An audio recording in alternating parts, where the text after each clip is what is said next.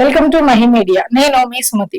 AP ప్రతిపక్ష YSRCP party నేత YS Jaganmohan Reddy bail రద్దుపై సుప్రీంకోర్టులో విచారణ వాయిదా పడింది. వైఎస్ జగన్ బెయిల్ ను రద్దు చేయడమే కాకుండా కేసు విచారణను వేరే రాష్ట్రానికి బదిలీ చేయాలంటూ గతంలో సుప్రీంకోర్టులో AP deputy speaker Raghurama petition దాఖలు చేసిన నేపథ్యంలో ఈ పిటిషన్ ను జస్టిస్ అభయ్ ఓకా నేతృత్వంలోని ధర్మాసనం విచారించింది. జగన్ అక్రమాస్తుల కేసుల విచారణ పురోగతి ఏ దశలో ఉందని సుప్రీం ధర్మాసనం ప్రశ్నించింది. సిబిఐ కోర్టు, హైకోర్టు, సుప్రీంకోర్టులో జగన్ అక్రమాస్తులపై దాఖలైన కేసుల వివరాలను పట్టిక రూపంలో ఇవ్వాలని ధర్మాసనం ఆదేశించింది.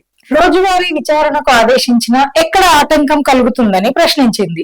ఏ కోర్టుల్లో ఏ కేసులు దాఖలయ్యాయి, వాటి విచారణ ఏ దశలో ఉందో తెలుపుతూ సమగ్రంగా పట్టిక రూపంలో ఇవ్వాలని స్పష్టం చేసింది. అఫిడవిట్ రూపంలో ఇచ్చిన పట్టిక చూసిన తర్వాత ఏం చేయాలో చెబుతామని జస్టిస్ అభయ్ ఓకా నేతృత్వంలోని ధర్మాసనం పేర్కొంది. తదుపరి విచారణను డిసెంబర్ 13కు సుప్రీంకోర్టు వాయిదా వేసింది. కాగా గతంలో YS Jaganmohan Reddy AP CM గా ఉన్నప్పుడు రఘురామకృష్ణంరాజు ఈ పిటిషన్ ని దాఖలు చేశారు. జగన్ బెయిల్ ని రద్దు చేయాలని, సాక్షులను ప్రభావితం చేసే అవకాశం ఉందని తెలంగాణ సిబిఐ కోర్టులో విచారణ మందకొడిగా సాగుతోందని, విచారణను వేరే రాష్ట్రానికి బదిలీ చేయడమే కాకుండా రోజువారీ విచారణ జరపాలని రఘురామ తన పిటిషన్ లో పేర్కొన్నారు.